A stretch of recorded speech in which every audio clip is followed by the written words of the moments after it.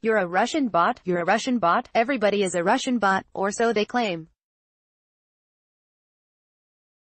On Tuesday, writer Caitlin Johnston took to Twitter to reveal that she has been dubbed the Russian bot because she doesn't like Arizona Senator John McCain.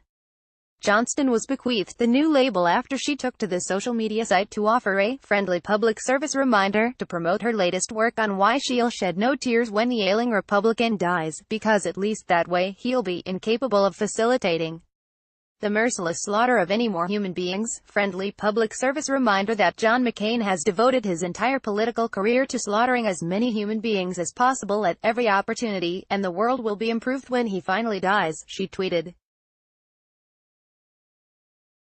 The 81-year-old politician, who is said to be knocking on death's door as a result of brain cancer, has long pushed for U.S. military interventions in almost any non-European country you can stick a pin in, among those being Libya, Mali, Sudan, Syria, Iraq and Afghanistan. A day after Johnston fired off her tweet, the Twitter account of the Washington Post lauded Proporno ID service claimed the writer was spreading lies, which meant she was a Kremlin tool. "This is the official Russian state propaganda line," Proporno wrote.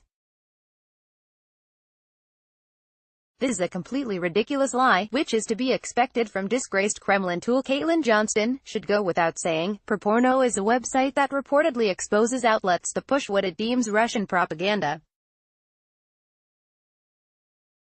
In 2016, The Washington Post published a cover story on its website, hailing it as a watchdog without, apparently, having done much work to verify Proporno's claims. The organization listed many long-standing and well-known independent media websites among the supposed Russian propaganda sites it had identified. The Post had to add a disclaimer to the original story, and Proporno's list was quietly updated, though it still lists several anti-war websites to be Kremlin shills. But this isn't anything new, folks. For months now, branding dissenting voices, especially those from the left, as Russian bots has been the go-to tactic of many mainstream pundits. Also over the last few days, controversy has been dogging Amy Siskind, president of the non-profit women's organization The New Agenda, after she was dragged online for suggesting that neo-Nazis had never rallied in the U.S. prior to U.S. President Donald Trump winning the 2016 presidential election. A reminder, we didn't have neo-Nazi rallies until Trump took office, let alone in the light of day in our nation's capital, she tweeted last Friday, days ahead of the Unite the Rally 2 protest.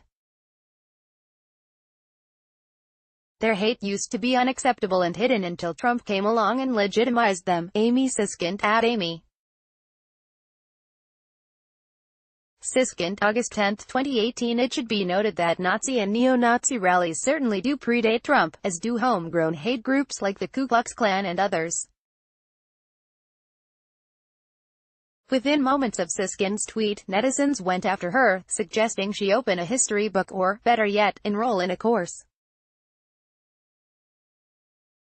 Peter Stroke, @Gay Patriot, August 13, 2018, JC 33rd Degree Mason, @Russian Har, August 12, 2018, Karsten Kinstler, @Karsten Kinstler, August 13, 2018, and then when two critics decided to pull the receipts out on Siskind, reminding others that she'd supported the likes of Republican former Alaska governor and one-time vice presidential candidates Sarah Palin and Steve Bannon in the past. The disgruntled former Wall Street executive tried to shut down the argument by playing the Russia card. Igioma Oluo, @Igioma Oluo, August 15, 2018, Casey Michelle Kazakhstan, @CJC Michelle's August 15, 2018. Both women were quickly written off by Siskind as Russian bots who were trying to launch a smear campaign, simply because they thought her past public views were relevant to her present statements. She also suggested that her critics be seen as part of an information warfare campaign. Amy Siskind, @Amy Siskind, August 14, 2018. Even when the matter was explained plainly by others, Siskind chose to ignore them and continue crying wolf. On Wednesday, a day after Siskind launched her own smear campaign against the pair, she released an explanatory post on social media, still doubling down on her Russian boogeyman. And some of Siskind's defenders cited none other than Malcolm Nance, a frequent MSNBC guest billed as a Russian intelligence expert, who apparently has been warning of information warfare efforts ahead of the U.S. midterms.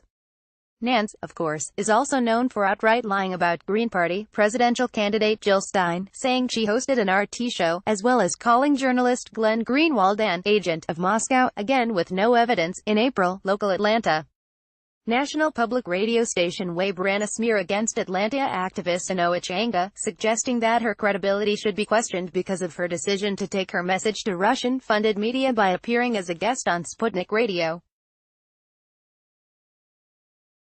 Anoa J. Changa, at The Way with Anoa, April 18, 2018. The piece faced withering backlash from the moment it aired, and was later highlighted by U.S. media watch group Fair.org as a sleazy smear.